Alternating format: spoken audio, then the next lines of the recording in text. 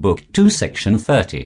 Just another Friday night, Graham. It was getting past 2 in the afternoon on Friday, and I am still in the office. This is no great surprise, as my weekends don't tend to be the most particularly exciting part of my week.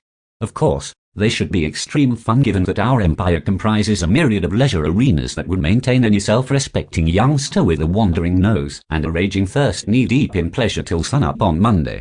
Somehow, though, Marbella isn't doing it for me.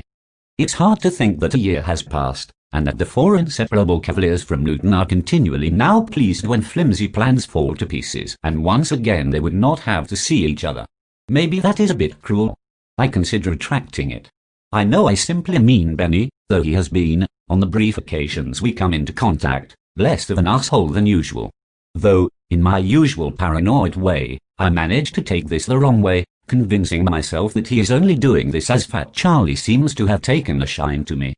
I hope that this is only because I am a good worker and he appreciates diligence, though, somehow I fear that this is not the case. He seems to want to be like a sort of friend, but then flees when we are left alone. Either that or he is with Rubbernet Owl.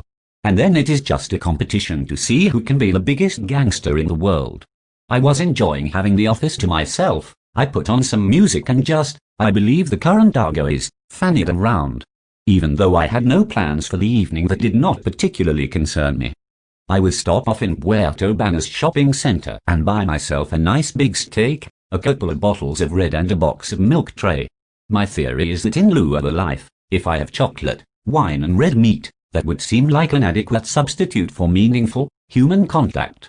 Anyway, I had almost downloaded Withnail and I, though the last 10% is coming in at about at 12th the speed of the rest of the film, just to annoy me and prolong my stay, so in this way, I have an outlet and a view on the way life is. Don't ask me to justify that last sentence, as I can't. Just as I was becoming quite happy with the idea of dullness and loneliness as dinner guests, Fat Charlie pops his head round the corner and inquires as to my actions this late on a Friday.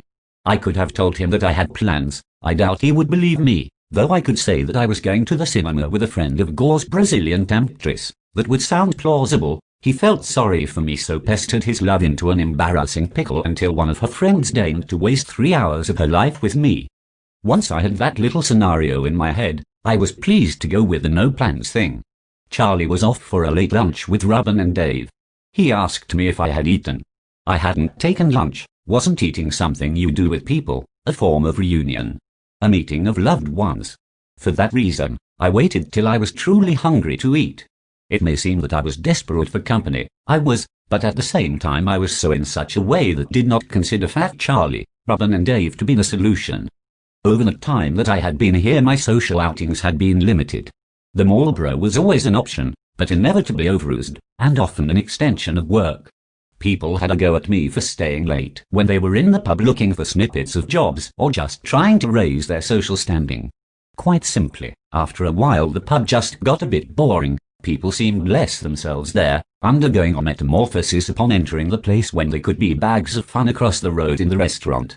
Apart from that, Hillary came to visit one weekend, though never made it out of Malaga Airport. She got off the plane, felt she was doing the wrong thing, made inquiries about return flights, and did everything without even having to go through passport control or turn her mobile on, so I watched everyone off her flight come through the arrivals gate, only to receive a message from her when she arrived at Stansted 3 hours later and signed off with an emoticon. Difficult as it was to have my final amorous moment in my life to be the combination of a semicolon, comma and hyphen, it didn't cause me too much stress. Hillary was never the one anyway. More traumatic was the visit of my parents. Reluctantly, relations had been maintained and they decided they would love to see my new home. With the pretense of my promise to them in my mind, I continued with the minor mistruths and had them under the idea that I was a big player in an estate agent's. That meant for the weekend I had to move out of my Puerto Banner's apartment and into a place via contact in Estepona, playing through a charade with a guy called Marcos who pretended to be my boss. That was worrying. Even in my fantasies someone is still in control of me. Maybe I should donate my psyche to a bored psychiatrist. My parents believed the farce, or at least they had been through enough disappointment not to bother scratching the surface. After they went I fell back into a work scenario. Obviously I had to do Saturdays at the Marley, but that was more work than work. I had planned to do nothing more than that this weekend, the Saturday meeting, and then making my excuses as soon as possible. Now with Fat Charlie making me feel uncomfortable, I decide to accept the offer. At least we are spared the delightful John, so things could be worse. Fat Charlie had a table ready at some place I had still yet to find, though he claimed it to be one of the best places in town. The fact that it had already gone 4:30 by the time we got in the car wouldn't bother anyone. If Fat Charlie wanted a table, then that was just the way it was going to be. In the car, Dave phones John and gets him to join us. That just makes things even better. There is champagne in the car. I suppose car is a rather insufficient term for this vehicle, but I can't really see myself jetting around at Puerto in a limo. I feel out of place, and as I feel more like that, I drink more and the bubbles make me feel capable of saying something that I stifle before the words leave my lips, as the paranoia of my company prevents me from relaxing. We get to the restaurant and food is brought. Fat Charlie says that menus are for fools. I question the wisdom of this statement, though, of course, only mentally. Fat Charlie is also in some sort of pain. This, it turns out to be because he believes in a certain form of karma. Depending on his dreams the previous night and a bizarre interpretation of astrology, Fat Charlie would not allow things to depart from his rectum before 5 in the afternoon the following day. Some days the karma was wrong and defecation could be enjoyed at any time of the day. Today was a good karma day, and beads of sweat formed on his brow as he fought off the urge for, as Ruben called it, the little turtle's head to pop out. Perhaps in Spanish this term had more glamour, but really, not much. As we ate I felt less and less of an appetite, which made me drink more than usual. This combined with the empty stomach made me feel even more uncomfortable, especially as the conversation was centered around favorite ways to violently dispose of unpleasant youths who get too big for their boots. John seems to think the best thing to do is to get hold of Doctor's scalpel and make small incisions in the base of the feet. Into this he liked to pour some rubbing alcohol, or if it weren't too expensive then he would use aftershave. Given the afternoon sun could be sometimes rather cruel, he would then take them to the roof of his office and make them run on the floor, causing the dirt that had accumulated to become ingrained into the wounds. After that he would lock them up overnight so the wounds would become infected. What a delightful after-dinner speaker this goon would make.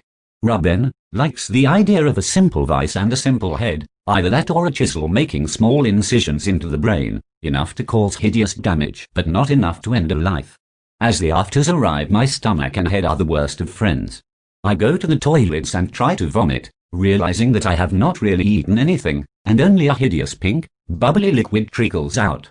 I feel slightly better and manage to consume the cheesecake. I could even manage the meal now, but it is too late. The waiter brings liquors and some healthy lines, which mean the least of my worries is hunger. As we get ready to depart, I wonder for how long I will have to stay in such salubrious company when they inform me that they have to see a man about a dog. I wish this were true, but fear that it would be much more unpleasant than that. Probably if they were going to see a man about a dog they would say that they are off to batter some poor sod. Stan Black, it turns out, had been up to no good. Stan was a well-known face from the Marley, not particularly likable, but considering the not particularly likable company that was frequently on offer, he was far from the worst. He had overstepped some boundaries and got a little greedy. Not only that, but he had been dealing with the Russians. Fat Charlie didn't like the Russians getting involved. He didn't consider them trustworthy. Fat Charlie had this rather antiquated idea of honor amongst thieves. He thought Cary Grant would have played him well in a film. The Russians were brutal, they didn't have rules, and, according to Charlie, they were short on scruples. Their way of doing things simply wasn't the Marbella way. Quite frankly, they didn't play cricket, though you could hardly imagine a seam blower tearing down Red Square looking for that all-important line and length. The Russians wanted a piece of Fat Charlie's action, though they couldn't get him due to Charlie's police connections. Of course, they could always offer the police more than Charlie was paying them, though the police would be loath to accept that, as there would probably be warfare on the Paseo Maritimo. Fat Charlie wanted to point out to him unequivocally that his actions had been close to folly, but that he had time to recover his lost position by severing links with the Russians. This would be enormously exciting if it weren't for the fact that I would be providing very little of the hardness on offer.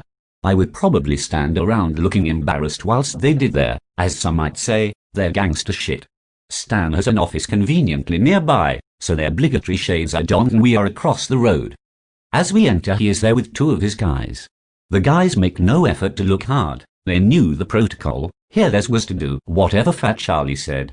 You did not get a visit from Fat Charlie for Employee of the Month, and if you were up to very little good with the Ruskies, then his visit could be even more of a disquietude. Stan was now expected to go deep into repent mode, and we could be out of here. Stan, it would seem, was not in the mood to play the game. His opening gambit proved that. I have been expecting you. Surprised you took so long to get here. Still, waddling always slows a person down. Stan, I know you wish to look hard in front of your lady boys, but I implore you not to go down this boulevard, Fat Charlie responded. At least mine are not as ugly as yours. This is the situation, Charlie. I am in with the Russians. You have had the reins too long and it's time for a change. So, you can like it or lump it. Either way, make your decision outside whilst you are fucking off. You saw the door upon entry. Get reacquainted. Stan was resolute. Would it make any difference if I said I had always liked you, Stan? Not really. Well then, I won't lie and shan't miss you. With that he pulled out a pistol and shot Stan 3 times. I couldn't believe it. It was just supposed to be a scare mission. The other two looked fearful for their lives which they assumed would soon be over. Fat Charlie checked that Stan was dead and gave one of the guys a look. Tell the Russians, were his words. With that they left the building. That was why Fat Charlie spared them. He could have killed all three, but the stuff of legend is only made when someone survives to tell the tale. Tonight, the pubs would be awash with "Did you hear about Stan Black?" Whilst Fat Charlie's reputation would be stronger than ever, and the Russians would know that and look for other areas into which they should employ their talents. With that we were in the limousine again. I tried to get my head round what I had just seen, but the image was too shocking. I lost control and failed to realize that I was dribbling vomit onto my shirt. The upside of this, though, was that I didn't look dressed for what they had in mind for the rest of the night, which essentially boiled down to casino and whoring. They thought my disheveled attire was far from an encumbrance and dropped by a boutique that Fat Charlie owned, and a new shirt was on my back in no time. Listerine was even on hand, so my breath smelt better than my rancid conscience. We arrived at the casino, and I was surprised that it was one. Obviously, it wasn't. That was the way of things. From the outside it didn't look like a casino, though inside was very Monaco. I felt terrible. I was starting to shake and look generally rough. I asked John for some help, and he gave me 2 blue pills. What the fuck? Was this 1962 or what? What kind of help was this? I gulped them down with a double whiskey and then ordered another. I wasn't sure what I was taking, but thought it best to get away from reality and that this might help do the trick. I will also have to make a bigger effort with the others. I may consider myself the possessor of a special relationship with Fat Charlie, but the rest pull rank on me and could beat me to a pulp if they wished. So, time to put things to the back of my mind. I find myself alone at the bar and have a glance round. This is all quite glamorous. Maybe it was a good job I spewed on the old shirt, as it may have been substandard for this event. I begin to relax at the bar. The barman and I have the pleasure to ourselves. It appears curious, to say the least, but I somehow recognize the fellow. I can't think how, as I have never been here before, but he is smiling back at me through the mirror. I desperately try to place him before he comes over, and the situation is even more embarrassing. Then, as I see his eerie smile through the mirror, I suddenly realize who he is. How can this be? Stan Black, here at the bar? Didn't we shoot him less than an hour ago? He says nothing. He just stares at me as he polishes a glass, then starts to laugh, a piercing and horrific laugh that I will never forget. Then he tells me in Russian that this will not be the end of it, and I fall off my chair.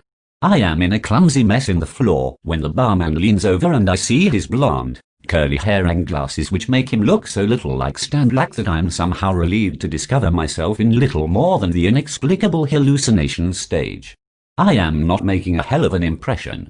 Dave joins me at the bar, and I assure the barman I'm fine. Overworked is what we decide on.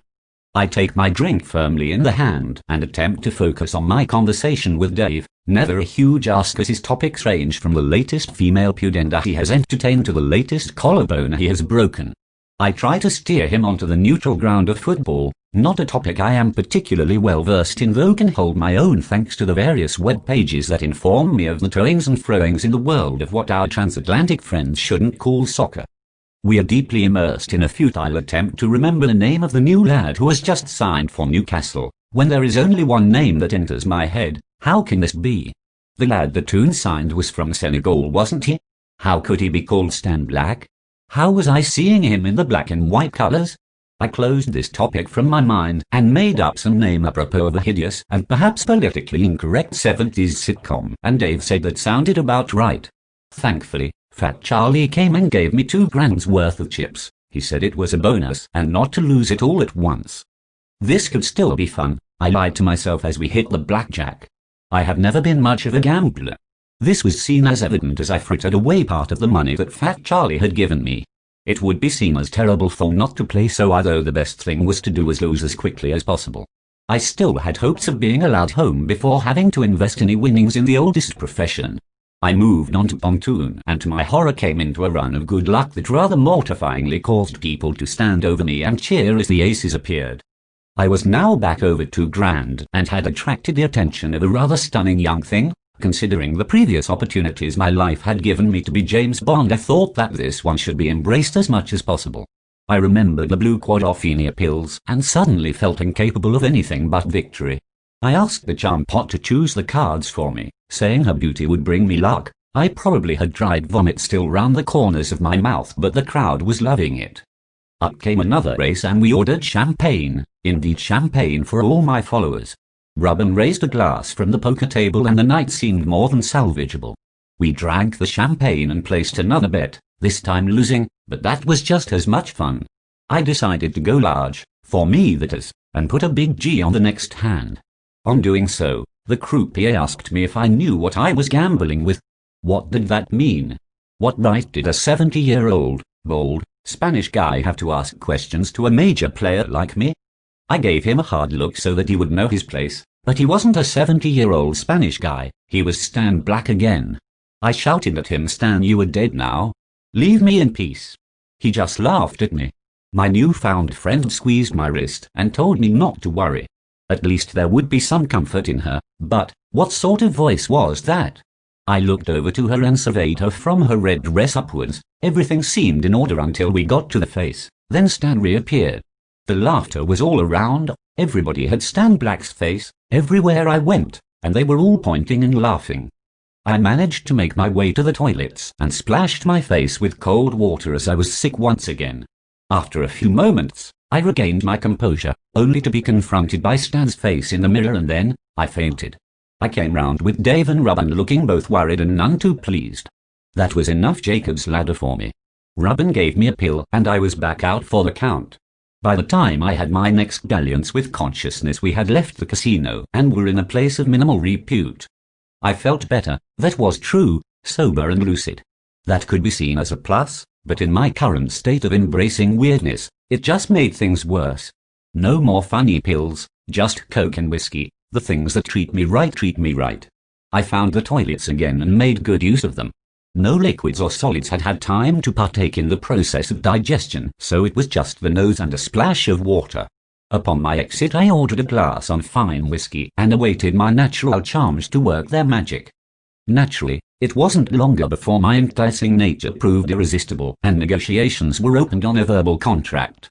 She looked too nice to be in this game, but then again they all did, though for me too nice was not a flimsy bikini with Stan Black's face on the top. We went upstairs and were soon down to the principal clauses of the aforementioned contract. I was in no way enjoying the experience, but at least it gave me some privacy in the sense that I would be free of the others for a while. I wanted her to stop. Why couldn't we just talk about something? About anything? A way of passing the time without this? Still, what would I talk to her about? What would I talk to anyone about? I found myself on top of her, half-heartedly racing backwards towards an invisible goalpost, filled with drugs and fear so much that there was no chance of ejaculation. I close my eyes and hope this will all stop, that I can return to my office, or my flat and not have to see people again, not have to take part in murders, not have to destroy lives for a living. Then as I open my eyes and see Stan Black underneath me, I roll off and cower in the corner, screaming I didn't kill him as Russian voices shout "killer" at me. Not surprisingly, my lady of the night is, I believe the medical term is, scared fucking shitless by this response to the tools of her trade, and security are in no time. Only when it transpires that I'm with Fat Charlie are they a little less brusque with me. They allow me to dress, while an Eastern European tongue, it's not Russian, My intermediate level now recognizes that parlance thought intercourse was a bad lexical choice there, suggests that I'm not the finest client she has ever had. How superb. I can't even please people who I pay for them to please me. Fat Charlie and Robin are in the jacuzzi suite. Dave comes to collect me and puts me in a taxi. He makes it clear that his hitherto minuscule levels of respect for me have now become almost non-existent. I say nothing and enter the cab. Hopefully, soon, Dave will end up like Stan Black, who, not surprisingly, is driving my taxi. Thankfully, the taxi driver was the last vision of Stan that I had. When I got home there was a bar open across the road and I had a coffee. I phoned Gore, not to talk to him about what had happened, but because he was Gore, he was excellent for not talking to about things yet still made you feel better. He was going to be playing at a bar in the old town later and told me to come along. So I went, and I'm glad I did. It was a funny mix. Flamenco people, Brazilians, Gore and another lad from Sheffield, and some thick payos like myself, all mesmerized as the music went from traditional flamenco to samba, culminating in a hilarious version of the Beatles' All My Loving, which had about 9 extra verses in Spanish and Portuguese.